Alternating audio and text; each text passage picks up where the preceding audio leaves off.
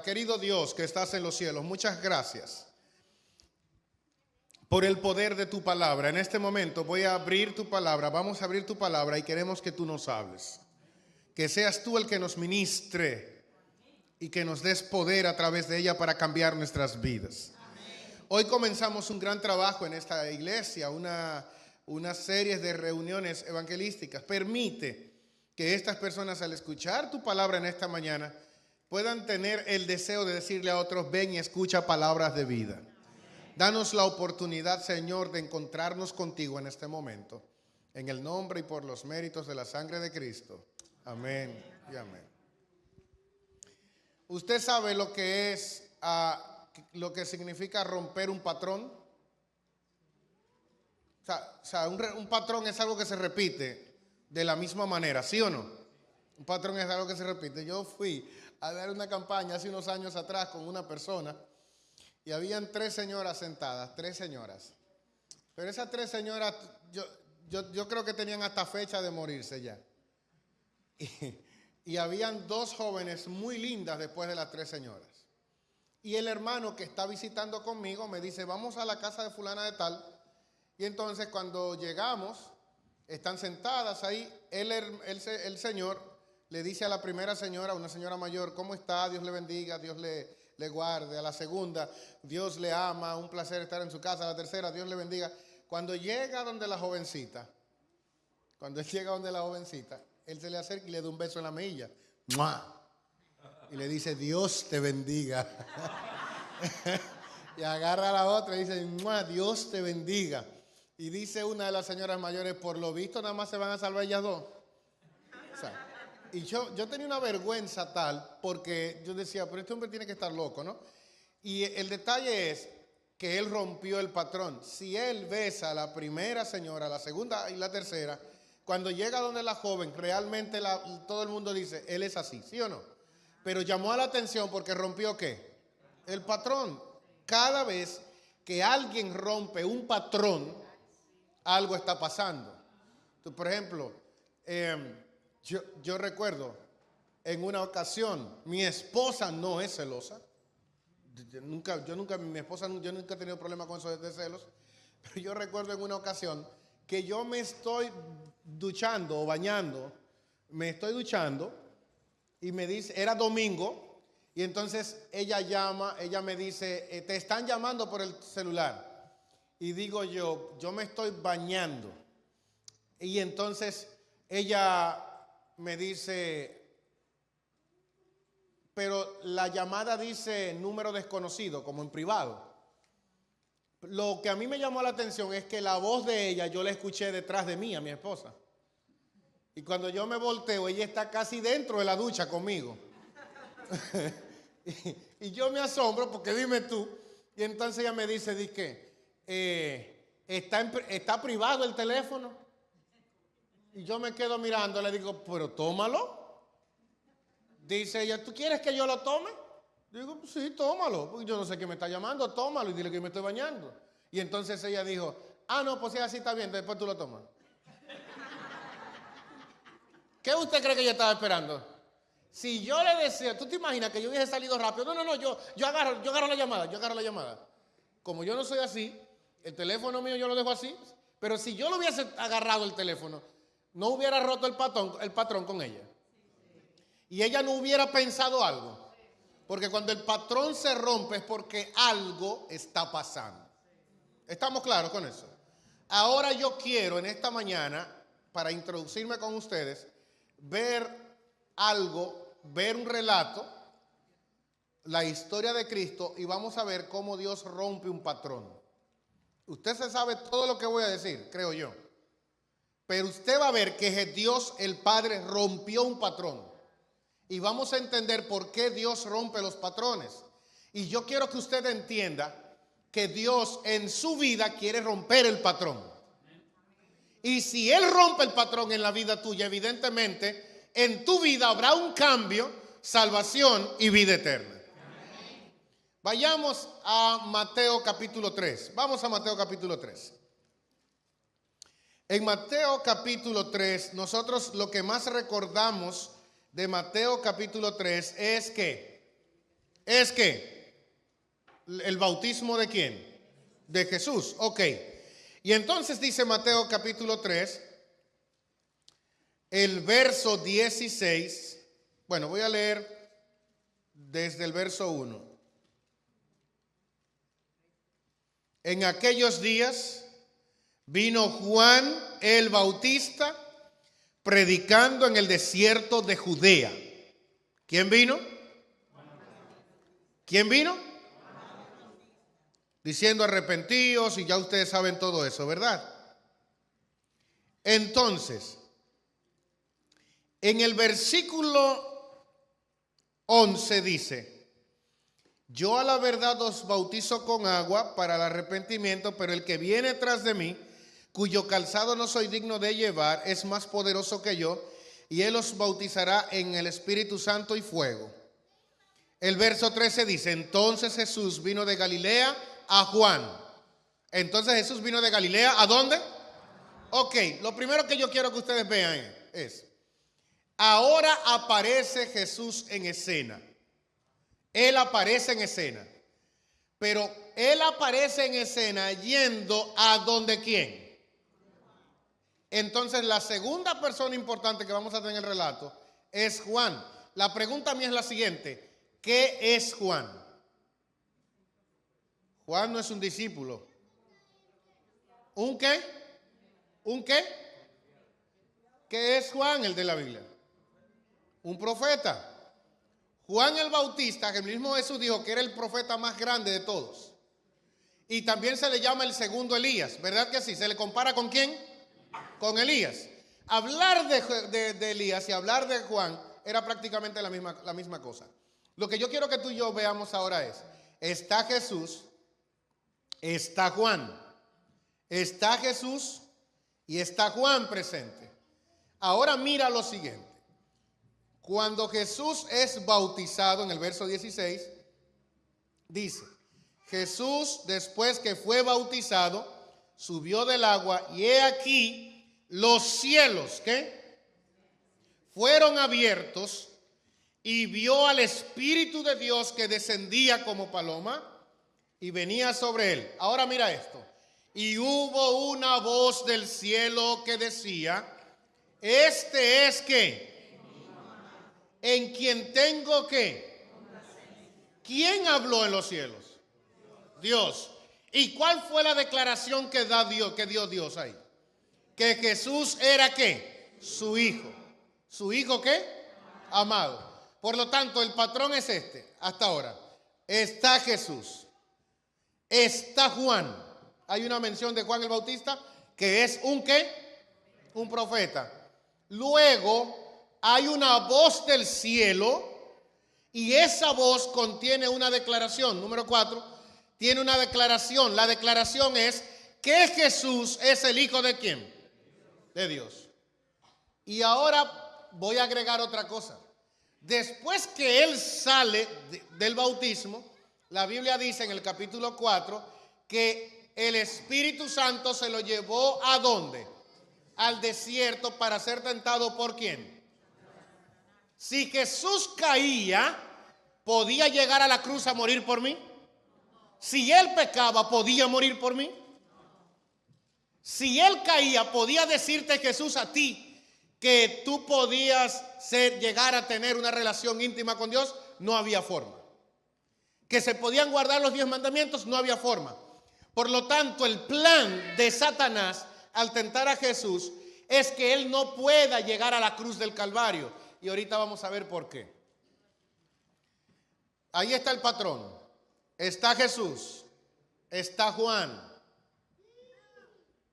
Hay una voz del cielo que es Dios, y esa voz declara que Jesús es ¿qué?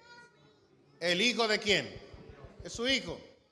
Y hay un demonio intentando que Jesús no llegue a la cruz. Mateo capítulo 16. Vayan conmigo a Mateo capítulo 16.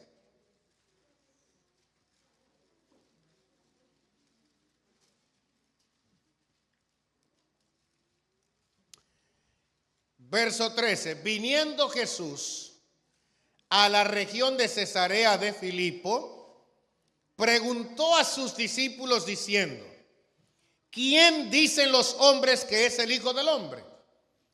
Ellos dijeron: unos dicen que eres ¿quién? ¿Está Jesús en escena o no está en escena? Y cuando él pregunta: ¿y quién dice la gente que soy? ¿Qué dicen ellos? Unos dicen que eres ¿quién? ¿Se está repitiendo el patrón o no se está repitiendo? Lo pudieron ver, ¿verdad? Está Jesús y está Juan, pero ahora mira otra cosa.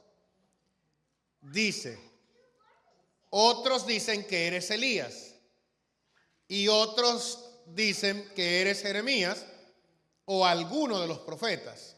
Por lo tanto, el profeta vuelve a aparecer. La alusión a un profeta vuelve a aparecer. Pero mira lo siguiente. Y él les dijo: ¿y vosotros quién decís que soy yo? Respondiendo Simón Pedro dijo: tú eres el Cristo, ¿el Hijo de quién? ¿Está la declaración o no está la declaración? Pero ¿a quién da la declaración? ¿Quién la da? ¿Quién la da? Pero ¿quién fue la persona, quién fue que lo dijo en el capítulo 3? Dios desde el cielo, ¿verdad? Desde el cielo lo da Dios. Ahora mira esto.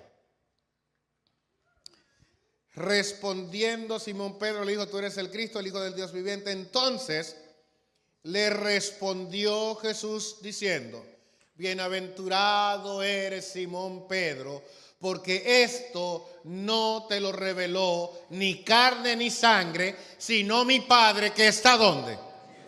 En última instancia, ¿quién es que lo dice? ¿Que está dónde? ¿Está el patrón o no está el patrón? Pero ahora mira esto. El verso 21, Jesús anuncia su muerte en el mismo capítulo 16. Desde entonces comenzó Jesús a declarar a sus discípulos que le era necesario ir a Jerusalén y padecer mucho de los ancianos y de los principales sacerdotes y de los escribas y ser muerto y resucitar al tercer día. Entonces Pedro, tomándolo aparte, comenzó a reconvenirle diciendo: Señor, ten compasión de ti, en ninguna manera esto te acontezca. Pero él, volviéndose a Pedro, le dijo: quítate de mí, quítate de delante de mí, ¿qué? Me eres tropiezo. Según Jesús, ¿quién estaba usando a Pedro? ¿Y qué le estaba diciendo Satanás a Jesús?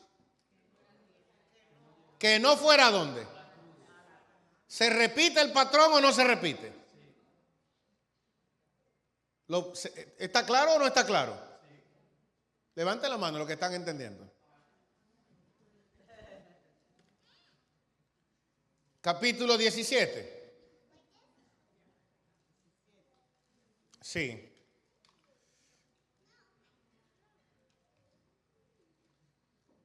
Seis días después, verso 1, Jesús tomó a Pedro, a Jacobo y a Juan su hermano y los llevó aparte a un monte alto y se transfiguró delante de ellos. Ya vemos que Jesús está presente. Y resplandeció su rostro como el sol y sus vestidos se hicieron blancos como la luz. Y he aquí les aparecieron Moisés y ¿quién? ¿Qué era Moisés? ¿Y qué era Elías? ¿Hay una alusión a los profetas de una vez o no hay una alusión? ¿La hay o no la hay? Pero mira lo que sigue diciendo. Entonces Pedro dijo a Jesús: Señor, es bueno para nosotros que estemos aquí. Si quieres, hagamos aquí 3 enramadas, una para ti, otra para Moisés y otra para Elías. Mientras él aún hablaba, una nube de luz los cubrió. ¿De dónde vienen las nubes? Evidentemente del cielo. Y he aquí una voz de la nube que decía: ¿qué? Este es ¿qué? Está la declaración nuevamente y evidentemente esa voz es la misma que aparece en el capítulo 3. Ya usted sabe quién es que está diciendo eso. ¿Quién lo está diciendo? Está Jesús, está Juan, perdón, los profetas, está Elías, hay profetas, pero bueno, yo sé que siempre va a aparecer alguien que va a decir: mira, y lo forzó, está diciendo que es Juan, pero no es Juan, es Elías. Si tú vas conmigo al verso 11, respondiendo Jesús le dijo, a la verdad Elías viene primero y restaura todas las cosas. Mas os digo que Elías ya vino y no le conocieron, sino que hicieron con él todo lo que quisieron. Así también el Hijo del Hombre padecerá de ellos. Entonces los discípulos comprendieron que les había hablado ¿de quién? Para Jesús, hablar de Juan era hablar de Elías. El ministerio era similar. ¿Me doy a entender? O sea, y hablar de Juan era hablar de Elías. Y hablar de Elías era hablar de Juan. Era un lenguaje metafórico que Jesús estaba utilizando. Y si usted va más abajo, va a encontrar que cuando descienden del monte, aparece un demonio con un muchacho que le dicen lunático, pero era un demonio que lo tenía poseído. Los discípulos que estaban abajo no podían hacer nada y Jesús tuvo que reprenderlo. Él quería dañar la fama de Jesús. El papá del muchacho dice, tus discípulos no han podido hacer ¿qué? Nada. ¿Se repite o no se repite el patrón? ¿Se repite o no se repite? Pero me llama la atención que el texto está diciendo aquí que ellos querían quedarse en el monte con Jesús, Moisés y Elías. ¿Alguno de ustedes ha tenido algún encuentro con Dios alguna vez? Levante la mano, por favor. ¿Quién ha tenido una experiencia con Dios? ¿Quién ha vivido? Levante la mano. ¿Y con el diablo? ¿Alguno de ustedes ha tenido una experiencia con el diablo?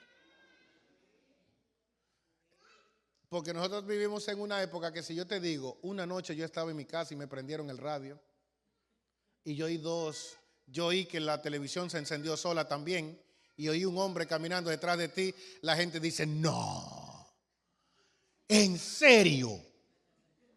Cuéntame. Y de repente tú dices, mira, Dios me habló un día, yo no te creo, eso es solamente tuya. Ah, el diablo sí, el diablo. ¿Usted no ha visto eso? ¿No lo ha visto?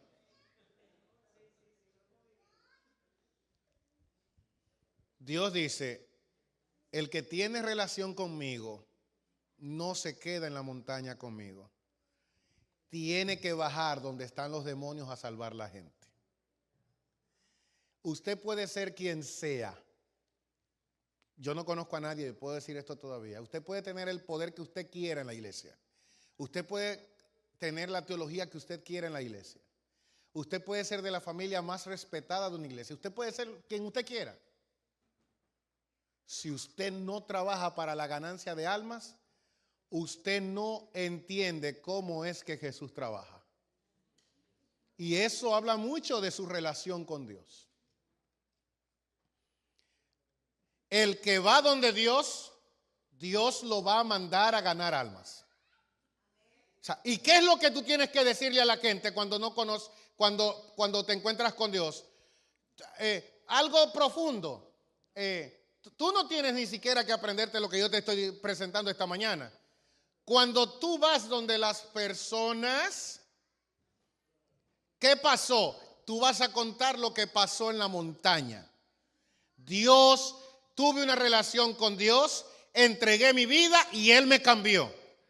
Y el borracho que está aquí dice, ¿cómo te cambió? No sé, yo solamente sé que yo me tomaba como tú, pero entré a la montaña, a la comunión con Dios, y estoy aquí diciéndote que Dios te ama y que tiene el poder para transformar tu vida, porque lo hizo conmigo.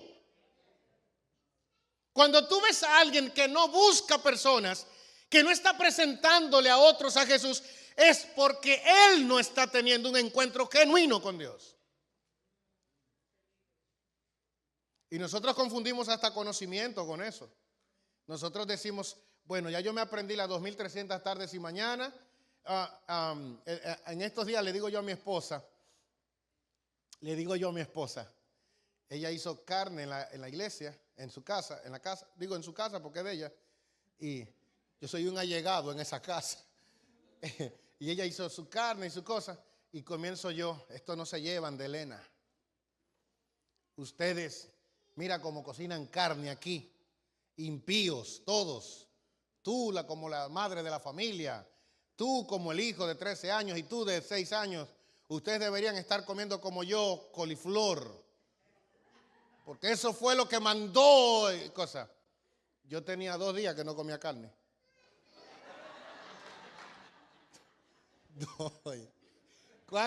Ustedes creen que es bromeando que estoy, 2 días. Y ya yo tenía la autoridad para juzgar a mi familia. Y ellos comiéndose sus cosas, ellos me miraban y decían, pero en serio, papi, pero en serio, no sea tan descarado, papi. Y yo, no, que aquí hay que poner orden. Pero se los confieso, era la envidia que me estaba matando a mí. O sea, a mí me estaba matando la envidia y yo dije, si yo no soy feliz, aquí nadie puede ser feliz. O sea, no sé si me entiende. Pero realmente es un asunto médico. Nosotros creemos que el evangelio es, aprendo algo de Dios y tengo el derecho de juzgar a todo el mundo. Tengo el derecho de maltratar a todo el mundo. Nadie está bien. La gente entiende cuando lee o aprende algo, nadie está bien de ahí para allá. Y fulano está mal, y fulano está mal, y fulano está mal, y todo el mundo está mal. Y él no se da cuenta que en ese acto, incluso Dios le ha dado el don, él ha adquirido el don de lengua. El don de hablar de todo el mundo. Pero el que conoce a Dios, me ve caído a mí. Y él baja de la montaña para decirme que hay un Dios que puede darme libertad. Eso es lo que eso enseña acá. Pero ahora mira, llegamos a la cruz del Calvario. Cuando llegamos a la cruz del Calvario, evidentemente el patrón se rompe. ¿Qué pasa con el patrón? Si tú vas conmigo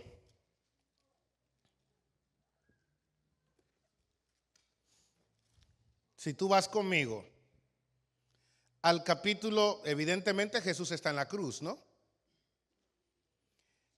El verso 45 del capítulo 27 dice, y desde la hora sexta hubo tinieblas sobre toda la tierra hasta la hora novena. Cerca de la hora novena Jesús clamó a gran voz diciendo, Elí, Elí, lama sabachthani, y esto es, Dios mío, ¿por qué me has qué? El 47 dice, algunos de los que estaban allí decían, al oírlo, a Elías ¿qué? ¿Y qué es Elías? Que hablar de Elías para Jesús y hablar de Juan era ¿qué? ¿Está el profeta ahí o no está? Si usted va al capítulo 50, el verso 54 del Mateo 27, el centurión y los que estaban con él guardando a Jesús, visto el terremoto y las cosas que habían sido hechas, temieron en gran manera y dijeron, verdaderamente, ¿este era quién? ¿Está la declaración o no está la declaración?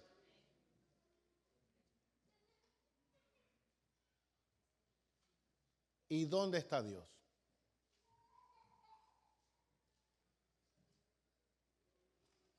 ¿Y la voz de Dios dónde está?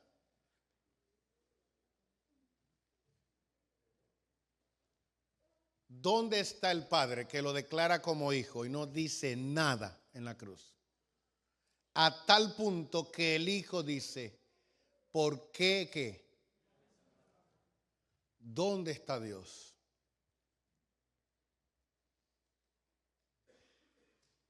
Oscuridad, dolor, angustia, se siente solo en la cruz y comienza a llamar a su papá y su papá no responde. Aunque yo voy a tocar eso después en un tema. En la verdad acerca de los ángeles, Elena White dice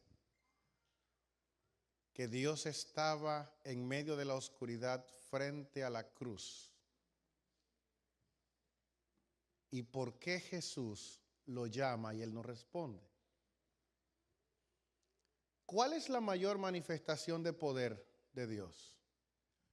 Que dividió el mar rojo, que hizo flotar un hacha, que hizo que las murallas se cayeran. Nosotros cuando hablamos del poder de Dios creemos que la mayor manifestación de su poder es cuando Él rompe las leyes de la naturaleza y se impone ante ellas. Amigos, la mayor manifestación del poder de Dios es Jesús colgando de la cruz.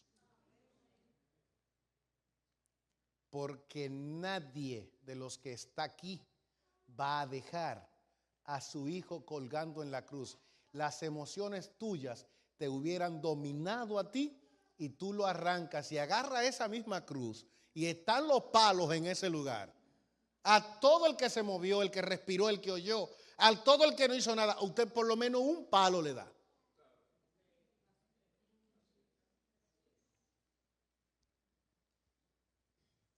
Yo tengo un primo, no, tengo un amigo que alguien le pegó y su hermana llegó, la hermana era mayor.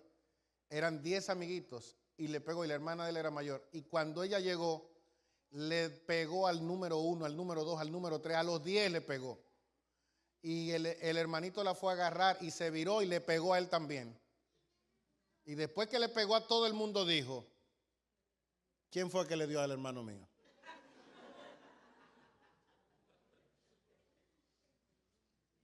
Nuestra naturaleza es pelear por el que amamos, ¿sí o no? Ok. ¿Rompió el patrón o no se rompió? Dios no aparece. ¿Por qué Dios no aparece? Antes de yo ir a la capital a ser pastor, yo era pastor y con esto quiero terminar, yo era pastor en Bellavista. Bellavista tiene la cualidad de que tiene 2 barrios de los más peligrosos de Santiago, los Cerros de Papatín y la Yagüita del Pastor.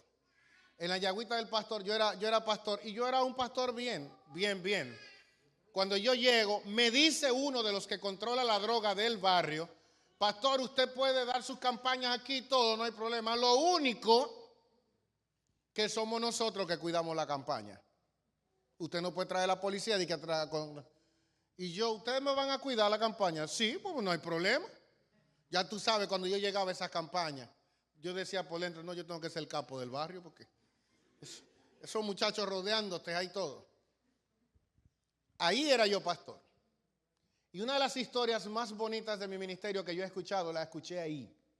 Había una hermana que ella, yo la conocí cuando llegué a la iglesia, ella tenía el don como de cocinar, de esta gente que tiene el don de cocinar. Ella agarraba un plato que ella no conocía, lo probaba y literalmente ella decía, tiene esto, tiene aquello. Y yo decía, pero ¿cómo lo hace? Era su don. Y la hermana tenía un ministerio de que todos los sábados ella hacía comida para los visitantes de la iglesia. Y lo más grande de todo es que la hermana no pedía dinero a la iglesia. ¿No pedía qué? Y como no me preguntaban a mí, un día otra hermana le dijo de todo a esta primera hermana. Se la comió, la ofendió, le dijo, tú no vales, tú esto, tú aquello. Yo dije, cuando esta hermana comience a hablar, va a morder a esta. Pero aquella hermana que le gustaba cocinar, cuando la hermana terminó, le dijo, ¿usted terminó, hermana? Sí. Mire, yo no dije nada de lo que le dijeron que yo dije. Eso es mentira, yo no estaba ahí. Venga, deme un abrazo, que eso es el diablo. Deme un abrazo. La otra se quedó. Yo me quedé porque yo dije, voy a dejar que la otra la muerda y después se la quito. Sí, porque la mujer se pasó hablando. Dejo que la muerda y se la quito ahí mismo. Y nos quedamos así. La abrazó y le digo, venga, ayúdeme a repartir la comida. Pasó un tiempo. Era una hermana dulce, porque si ella, por ejemplo, yo no le como arroz con leche a nadie. Los que no son dominicanos, ¿entienden eso acá, arroz con leche? Bueno, aquí hay dominicanos, imagino que han envenenado a toda esta gente aquí. O sea, arroz con leche, arroz con dulce con leche, ¿no? Algo así. Yo no le como eso, mire, a nadie nacido, no en esta tierra, ni en Júpiter. Pero a ella se le metió en la cabeza que yo tenía que comerme el de ella. porque el de ella era el que me iba a cambiar la vida. Y yo le decía, pero yo estoy cambiado por el Señor. Agarré el arroz con leche y me lo comí. Y para que ustedes sepan, seguí odiándolo igualito. Pero cada vez que yo iba a la casa, ¿tú sabes qué ella me daba? Y entonces ella decía en la iglesia, el único arroz con leche que él se come es el mío. Y yo por dentro, ay Señor, perdónala que ella no sabe lo que hace. Pero la hermana murió, producto de un infarto.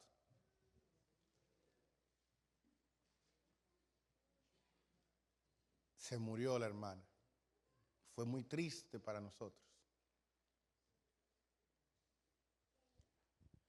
Cuando yo estoy frente a la tumba, todo el mundo se va, yo me quedo frente a la tumba mirando. A mi lado se queda la hermana menor de ella. Y me dice la hermana menor, digo yo, nunca conocí una hermana tan mansa como esta.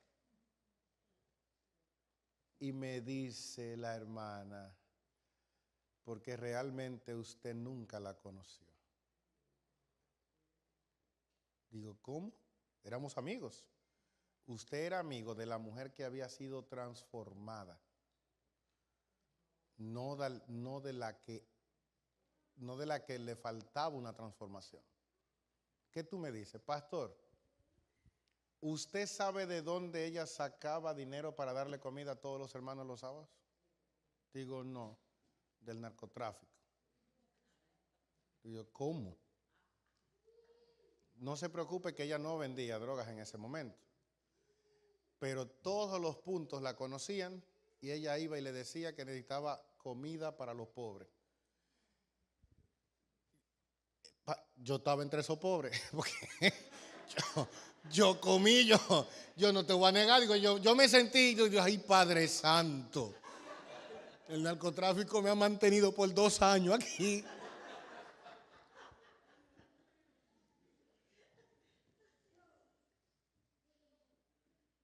¿Y cómo ella consiguió eso? Entonces ella me miró y me dijo, siéntese que le cuento. Mi hermana controlaba en unos años, hace unos años atrás, toda la droga del sur de Santiago. Digo, pero ella, sí, ella era quien controlaba. Y si tú te tenías que desaparecer, tú te mudabas y nadie sabía dónde tú te mudabas. Ella era narcotraficante, respetada en el bajo mundo. Pero un día se hartó de todo. Salió a pegarse un tiro, me contó. Y dijo, me voy a matar, estoy harto, porque oye cómo es la vida. Todo el mundo la respetaba, menos sus hijos. Y es porque eran hijos, tú sabes, pero si no, se hubiesen ido ellos también. Y ella, cansada de la falta de respeto por sus hijos, de parte de sus hijos, quiso quitarse la vida, porque ella decía que no era feliz con todo el dinero que movía. Y ese miércoles en la noche ella pasó frente a la iglesia donde yo la conocí. Era un miércoles normal. Y había un hermano normal, no había un evangelista invitado, no había nadie de lejos. Y el hermano predicó sencillamente y ella dice que ella sintió que un poder la cruzó.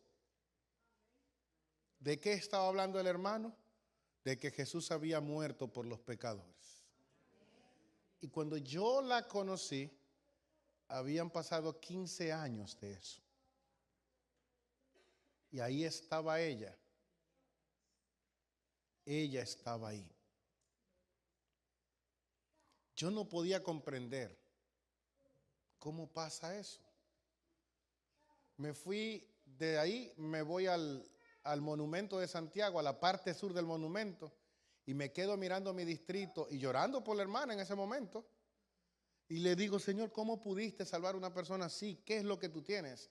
¿Qué es lo que puede pasar? Y cuando tú vas a Santiago, a la parte sur del monumento, y tú miras la parte sur de Santiago, te vas a dar cuenta que sobre todo hay una cruz que se extiende en una iglesia. Y la cruz se puede ver desde cualquier lado de Santiago. Y cuando yo me quedo mirando, entendí. Es la cruz. Es la cruz. No importa lo que haya, es la cruz. Debajo de esa cruz hay hogares destruidos, como los que tengo aquí hoy, aunque no lo digan. Debajo de esa cruz hay gente vacía con ganas de morirse. Debajo de esa cruz hay personas que quieren abandonar la vida cristiana. Debajo de esa cruz hay gente que su único momento de felicidad es cuando está solo porque siente que todo el mundo le maltrata y no se le respeta.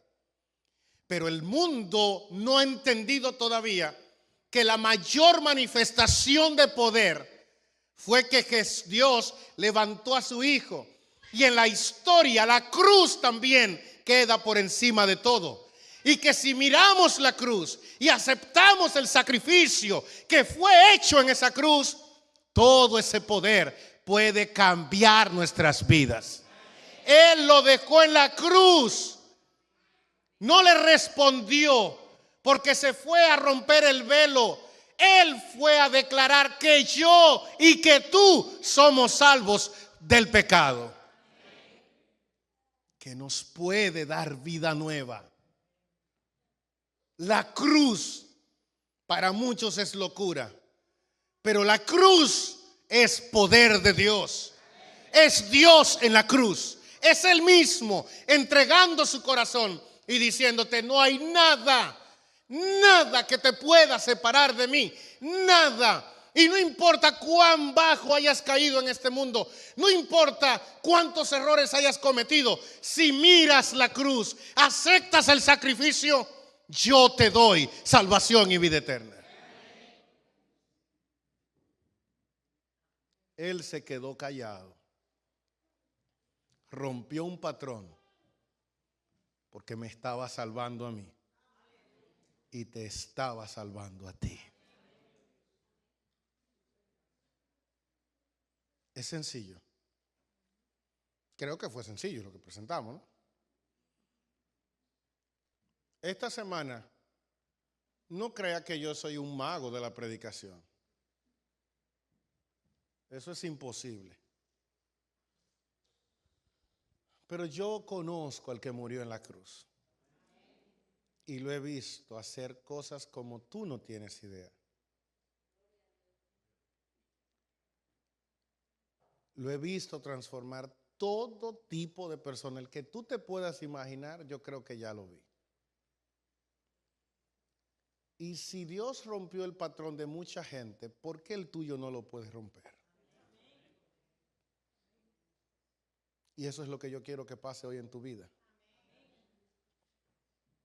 Que Dios rompa el patrón de tu vida. Yo quiero hacer un llamado en este momento. Para todos.